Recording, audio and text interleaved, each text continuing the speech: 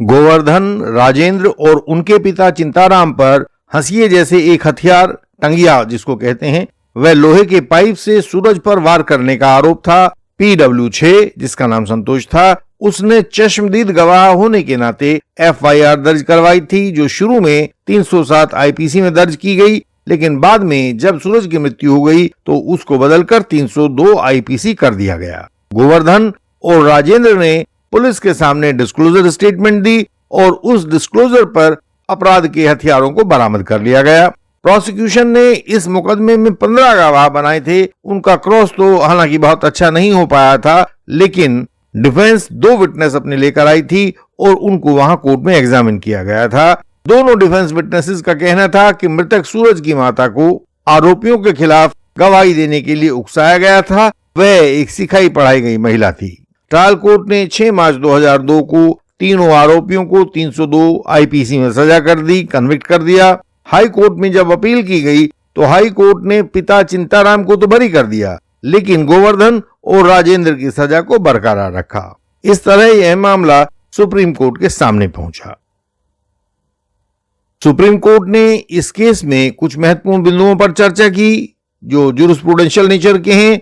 उन्हीं को आज हम इस वीडियो में देखने वाले हैं और समझने वाले हैं कि उनका आपके केस में क्या महत्व हो सकता है। पहला बिंदु है, सुप्रीम कोर्ट ने कंकरेंट फाइंडिंग्स के रूल को समझाया। कंकरेंट फाइंडिंग्स वे होती हैं जब नीचे वाली ट्रायल कोर्ट और हाई कोर्ट दोनों ही एक आरोपी को कन्विक्ट कर देते हैं, उसको हम कंकरेंट फाइंडिंग कहते हैं। सुप्रीम कोर्ट ने समझाया कि जब इनके खिलाफ अपील को सुना जाएगा तो उसमें क्या नियम अपनाया जाएगा।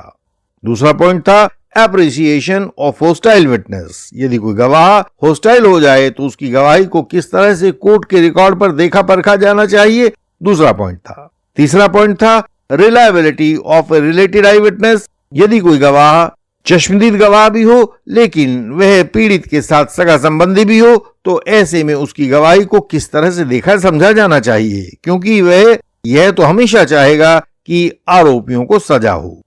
चौथा पॉइंट था कि किसी क्रिमिनल ट्रायल में स्टैंडर्ड ऑफ प्रूफ क्या होना चाहिए, किस स्तर के प्रूफ के आधार पर आरोपियों को कन्विक्ट किया जाए और यदि वह नहीं है तो फिर आरोपियों को बरी किया जाना चाहिए। पांचवा और अंतिम पॉइंट जो इस केस में सुप्रीम कोर्ट ने समझाया वह था मीनिंग ऑफ रीजनेबल डाउट।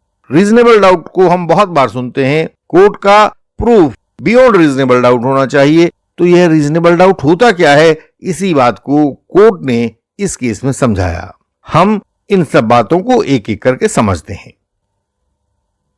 पहला पॉइंट था कंकरेंट फाइंडिंग्स। जब नीचे वाली दोनों कोर्ट यानी ट्रायल कोर्ट और हाई कोर्ट किसी आरोपी को या आरोपियों को कन्विक्ट कर देती हैं, सजायाब कर देती हैं, तो उनके खिलाफ जब सुप्रीम कोर्ट में अपील जाती है तो सुप्रीम कोर्ट को किस विधि और किस नियम का पालन करते हुए उस अपील को सुनना चाहिए, इसे हम कंकरेंट फाइंडिंग्स के बारे में सुप्रीम कोर्ट के निर्णय को समझते हैं। रूल ऑफ कंकरेंट फाइंडिंग्स का मतलब यह है कि यदि किसी केस में ट्रायल कोर्ट व हाई कोर्ट दोनों आरोपियों को दोषी मान लें, सुप्रीम कोर्ट उस कन्विक्शन के खिलाफ आरोपी को राहत देने में बहुत सोच विचार कर आगे बढ़ता है, धीरे धीरे आगे बढ़ता है। सुप्रीम कोर्ट का एक पुराना निर्णय है Mekala Sivaiah versus state of Andhra Pradesh 2022 8 SCC 253 में सुप्रीम कोर्ट ने यह बात पहले भी स्पष्ट की थी और आज के केस में इस बात को दोबारा से सुप्रीम कोर्ट के द्वारा माना गया है। कंकरेंट फाइंडिंग्स को सुप्रीम कोर्ट केवल तभी निरस्त करता है यदि पहली दोनों कोर्ट्स का, ट्रायल कोर्ट और हाई कोर्ट का निष्कर्ष या तो विद्रूप हो या अवैध हो और एविडेंस की अनदेखी करने वाला हो। सुप्रीम कोर्ट ने जिन शब्दों का प्रयोग किया था वे थे परवर्स, illegal and ignoring the material evidence. आज के केस में दोनों निचली अदालतों के निर्णय इसी तरह से त्रुटिपूर्ण होने पर ही सुप्रीम कोर्ट इस केस में दखल देने वाला था। दूसरा पॉइंट है एविडेंस ऑफ होस्टाइल विटनेस।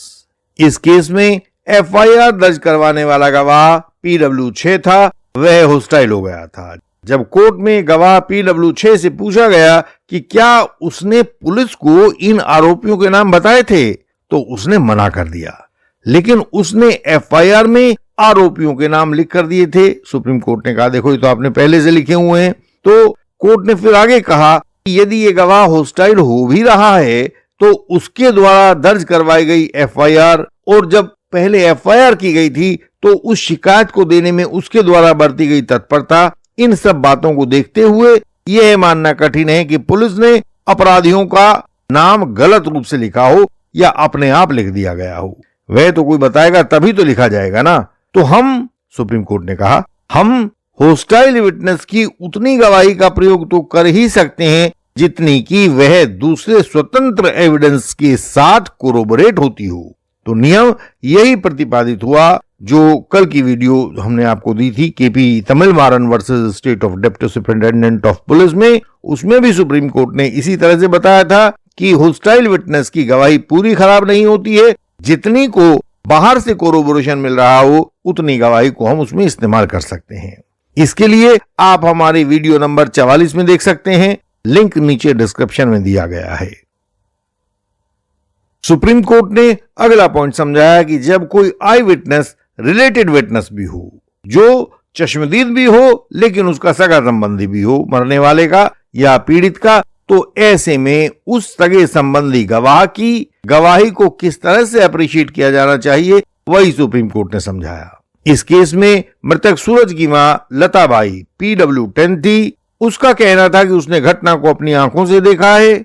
उसने पहले सूरज की आवाज सुनना बताया, वह पापा पापा चिल्ला रहा था। तभी बदहवास संतोष घर के अंदर आया और बोला कि उन्होंने सूरज को मार दिया है। तब इस PW10 मां ने मृतक के पिता को उठाया जो सो रहा था और उसको लेकर बाहर मौका पर आई और हथियारबंद आरोपियों को उसने देखा। इनको देखकर आरोपी भाग गए। सुप्रीम कोर्ट ने कहा कि मां लताबाई PW10 ने आरोपियों को पुलिस स्टेशन में और कोर्ट प्रोसीडिंग्स में दोनों जगह पहचाना है। सुप्रीम कोर्ट ने कहा कि महिला को जब डिफेंस काउंसिल ने सजेशन दिया यह झगड़ा आरोपियों के साथ नहीं हुआ था सूरज का, बल्कि एक अन्य पड़ोसी के साथ हुआ था, तो इसने इस सजेशन को मना कर दिया था। सुप्रीम कोर्ट ने ट्रायल कोर्ट की तरह इस गवाह को विश्वसनीय माना और उसकी गवाही पर यकीन किया। हमें सुप्रीम कोर्ट के इस निष्कर्ष के साथ असहमति का आधार नजर आता है। यदि नौकर संतोष ने घर में घुसते ही कहा था कि उन्होंने सूरज को मार दिया है, तो यह मां मृतक बेटे को बचाने के लिए सीधे बाहर की ओर क्यों नहीं भागी? क्यों उसने पहले पति को उठाया, उसे मामला समझाया और तब जाकर ये दोनों मौका पर पहुंचे?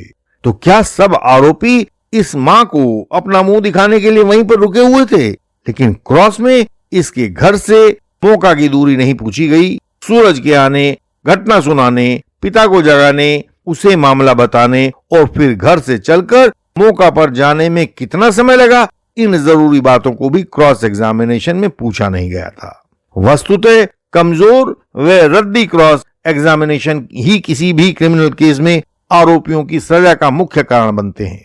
यह केस आपके सामने एक जीता जागता उदाहरण है कि कैसे एक कमजोर क्रॉस एग्जामिनेशन ने आरोपियों को जीवन भर के लिए जेल की काल कोठरी में भेज दिया। सुप्रीम कोर्ट ने स्टैंडर्ड ऑफ प्रूफ के ऊपर भी इस बाबत बताया। सुप्रीम कोर्ट ने कुछ ऐसा कहा जो अक्सर सुनने में नहीं आता है। सुप्रीम कोर्ट ने कहा प्रूफ सब डाउट से परे होने की जरूरत नहीं है, केवल रीजनेबल डाउट से परे होने की जरूरत है। कोर्ट ने कहा कि रीजनेबल डाउट कोई मनगढ़ंत, चलताऊ या हो सकने वाला डाउट नहीं होता, बल्कि यह तर्क और कॉमन सेंस के ऊपर आधारित सच्चा डाउट होता है। सुप्रीम कोर्ट की शब्दावली को आप सामने स्क्रीन पर पढ़ पा रहे होंगे। उन्होंने जो इंग्लिश में लिखा था वो हम आपके सामने जस का तस उठाकर रख रहे हैं। सुप्रीम कोर्ट ने अपनी बात के समर्थन में अपने पुराने निर्णय रमाकांत राय वर्सेस मदन राय 2003-12 SCC 395 का हवाला दिया। सुप्रीम कोर्ट का कानून ही सब पर लागू होता है, लेकिन शीर्षस्थ अदालत के मुंह से ऐसी व्याख्या सुनकर पुलिस की निर्माण क्षमता को जानने वाले कानून के विद्यार्थियों के हाड़ कांपने लग जाते हैं।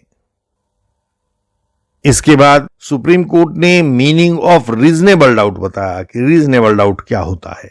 सुप्रीम कोर्ट ने अपने पुराने फैसले state of Haryana versus Bhagirath 1999 5 SCC 96 के आधार पर यह बताया कि रीजनेबल डाउट की परिभाषा नहीं दी जा सकती है। जो भी प्रूफ जज को एक नैतिक निश्चितता प्रदान कर दे वही प्रूफ बियॉन्ड रीजनेबल डाउट होता है। सुप्रीम कोर्ट की शब्दावली आपके सामने लिखी हुई है, लेकिन हमें ऐसा लगता है कि सुप्रीम कोर्ट की इस शब्दावली से जितने सुप्रीम कोर्ट के निर्णय होंगे वे किसी वस्तुगत आधार पर टिकने के बजाय अब जज की अपनी नैतिकता के ऊपर टिकने लगेंगे। यह बहुत अजीब फैसला है। Shivaji Saheb Rao Bobde versus state of Maharashtra, citation आप सामने देख रहे हैं। इस केस का अनुसरण करते हुए कोर्ट ने लिखा, चाहे लाख दोषी छूट जाएं पर एक निर्दोष शहीद को परेशानी ना हो जाए, यह कहावत एक झूठी कश्मकश है जो ज्यादा बेकरारी से पैदा हुई है। आरोपी को केवल रीजनेबल डाउट की सुरक्षा मिलेगी, इससे ज्यादा कुछ दिया जाने से न्याय व्यवस्था के टूट जाने और अपनी विश्वसनीयता खो देने का संकट पैदा हो जाएगा। सुप्रीम कोर्ट के द्वारा कही गई बात को अंग्रेजी में जैसा उन्होंने कहा ऐसा हमने आपके सामने स्क्रीन पर लिख दिया है और हिंदी में सिर्फ इसका मतलब समझाया है। आप देखें, सुप्रीम कोर्ट की इन व्याख्याओं से एक आम नागरिक के मन में डर भीतर तक बैठ जाता है। सर्कमस्टांसेस के निर्माता चाहे जो करें, आरोपियों को अब ऐसे कठोर शब्द सुनने के लिए तैयार हो जाना चाहिए और जो पहले सुरक्षा उसे कानून के शासन के नाम से मिला करती थी वह अब उसे छोड़ देने के लिए तैयार हो जाना चाहिए। अब हम इस केस के फाइनल डिसीजन की बात करते हैं। सुप्रीम कोर्ट ने दोनों आरोपियों की कन्विक्शन को 302 आईपीसी से घटाकर 304 पार्ट 1 आईपीसी कर दिया गया है। Culpable homicide not amounting to murder. जितनी सजा आरोपियों ने अब तक जेल में काटी थी उसी को पर्याप्त मानकर उनके ऊपर जुर्माना लगा दिया गया है जो मृतक के परिवार वालों को दिया जाएगा। निर्णय में सुप्रीम कोर्ट ने कुछ नरमी दिखाई है, लेकिन शब्दावली बहुत कठोर इस्तेमाल की गई है। ऐसी संभावना है कि बहुत सारे ट्रायल कोर्ट इस कठोर शब्दावली के कठोर मतलब निकालकर आरोपियों को कठोर सजा देने की ओर ज्यादा प्रवृत्त हो जाएंगे।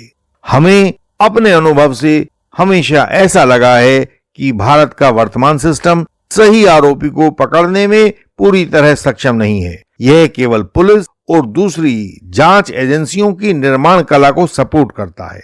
वे जब चाहें जिसको चाहें वहां पकड़कर अंदर कर सकते हैं, चाहे वह चाकू का छोटा सा केस हो या बड़ा भयंकर आतंकवादी केस हो। इसलिए फिर आपसे अपील है कि अपने ट्रायल्स में क्रॉस एग्जामिनेशन पर बहुत ज्यादा ध्यान दें। कहीं ऐसा ना हो कि आपका क्रॉस एग्जामिनेशन कमजोर रह जाए और आपको दूर तक इसके परिणाम भुगतने पड़े। इससे पूरा भविष्य अंधकार में हो सकता है। इंडियन लीगल सिस्टम से सलाह लें कि क्या क्रॉस करना है, कैसे क्रॉस करना है, किस गवाह को कैसे तोड़ना है। हमारा ध्येय है कि किसी पर झूठा आरोप ना लगे तो हम उसको बचा पाएं। इसलिए हम अपने हर मेंबर को हर मुमकिन कानूनी सहायता देते हैं, उसका क्रॉस एग्जामिनेशन तैयार करते हैं, इंटेंसिव कंसल्टेशन देते हैं, 138 NI एक्ट की बात को समझाते हैं। सिविल हो या क्रिमिनल हो, हर केस में हम आपकी मदद करते हैं। आप भी हमारे व्हाट्सएप नंबर पर हमें मैसेज भेजकर मेंबर बनने का तरीका जान सकते हैं। अपने केस के विजेता बनने के लिए, बेहतरीन एडवोकेट बनने के लिए आप इंडियन लीगल सिस्टम की सहायता ले सकते हैं। हमारी वेबसाइट पर सारी जानकारी आपको अपनी सरल भाषा में प्राप्त होगी। आप वेबसाइट को देखें और अध्ययन करें। लाइक, शेयर, सब्सक्राइब करें, बेल आइकन को प्रेस करें। हम अगली वीडियो में फिर मिलेंगे। प्रणाम।